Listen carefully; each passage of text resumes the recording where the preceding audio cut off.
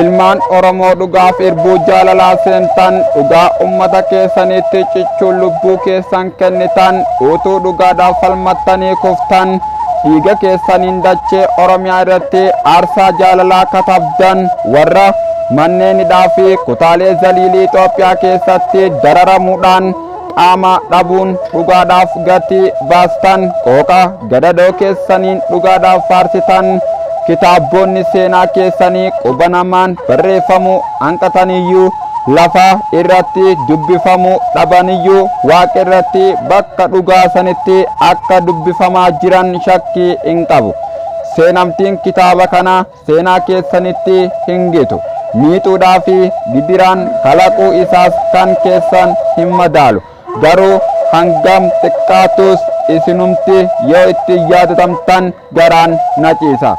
Egaa daawwattootaa fi hordoftoota jaallatamtoota keenya egaa guyyaarraan tana seenaa qabsaadhaa fi aartistii weellisaa beekamaa Eebbisaa Addunyaa qabadhee isinii dhiyaadheen jiram nagiya isin gaafachuu hin daganneem bakka jirtanitti kan kaabaa kan baa kan dhiyaa nageenyi badhaadhaa isiniin jechaa seenaa mimmi'ooytuu qabsaadhaa fi weellisaa gootichaa Oromoodhaa kan ta'e Eebbisaa Addunyaa wajjin turtii gaarii akka gootan kabajaa fi jaalala ulfinaa obbolummaa kan Oromoodhaan wal gaafannaa warri Oromoo taatan qoftiin dhageeffadhaa warri kaan ammoo feetan dhageeffadhaa feetan hin dhageeffatinaa nuyi Oromoon jaalala qabnaam haammachuus beeynaam egaa qophiin keenya akkuma itti fufetti jira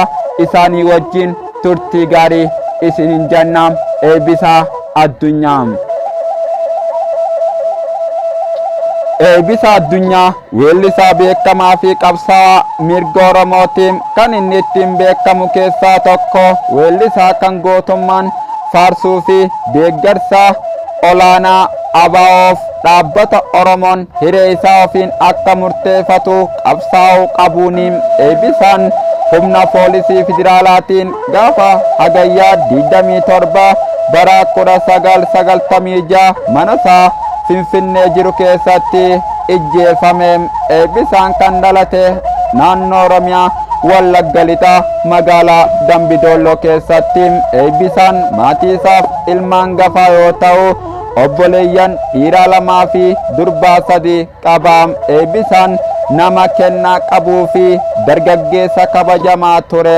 Barumsa sadarkaa lammaffaa mana barumsa oliiqaa Dinqilitti kan barate yoo ta'u barumsa sadarkaa lammaffaa immoo mana barumsa sadarkaa lammaffaa Qeellamitti barate. Eebbisaan qormaata biyyaalessaa fudhatee waan darbeef yuunivarsiitii galee barachuuf qophaa'aa ture.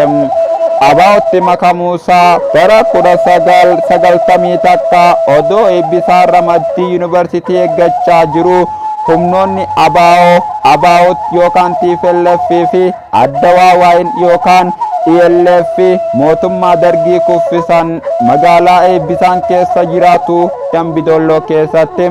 ABO'n buufata waraanaa guddaa dhaabee yeroo sana Eebbisaan haalli jireenya uummata Oromoo gabrummaa ta'uusaa waan hubateef akkasumas barbaachisummaa Oromoon hireesaa ofiin murteeffachuuf qabu waan itti amaneef kanaaf qabsaa'uuf jecha dhaqee ABO'tti makame. Eebbisaan jalqaba akka dabballeetti kan leenji'e yoo ta'u dandeettii addaa waan agarsiise buufata ABO kan Dambidolloo keessatti leenjisaa dabballoo taatee muuddame.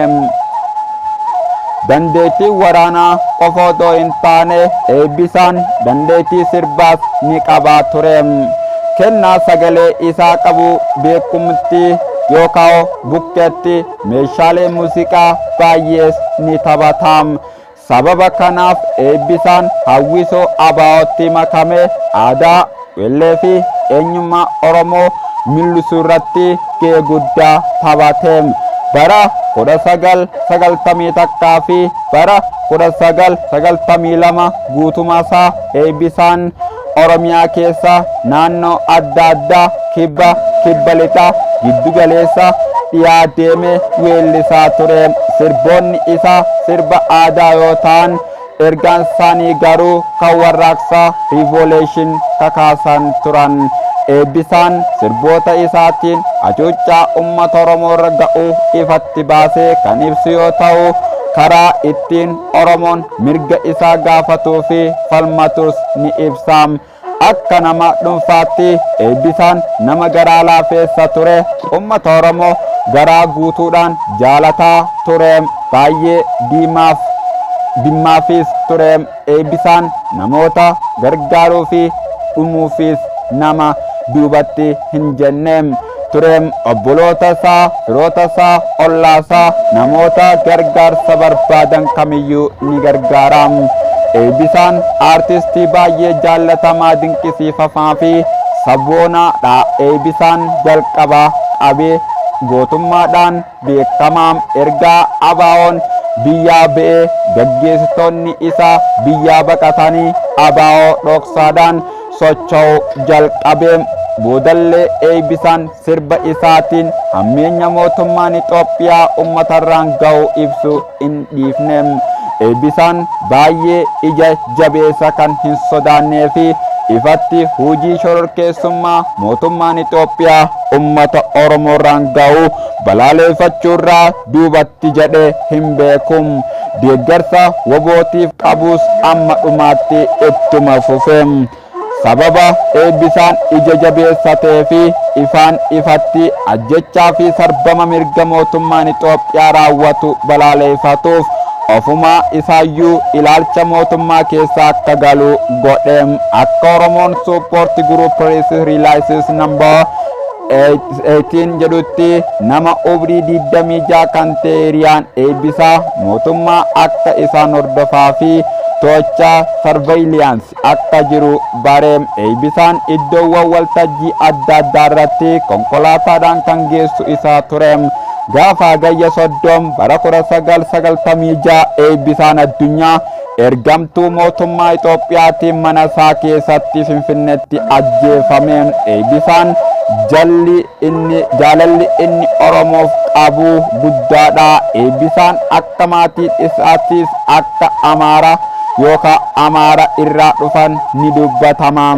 Ajjeefamuusaa akka qabsaa Oromoo Support Group Press Releases number 14 kan onkololeessa 1996tti weellisaa sabboonaa Oromoo Eebbisaa Addunyaa fi hiriyaansaa Xinnaa Wayyeessaa argamtuu humna nageenya mootummaa Itoophiyaatiin gaafa Hagayya 30 bara 1996tti ajjeefame. Yeroo namoonni meeshaa waraanaa hidhatanii manasaa cabsanii seenan, Eebbisaan manasaa kan naannoo Shiroo Meedaa lakkoofsa duwwaa 94 olaanaa 13 ganda duwwaa takka jiru keessa jiru ture. Manni isaa kun kaaba imbaasii Ameerikaa kan Finfinneetti argama.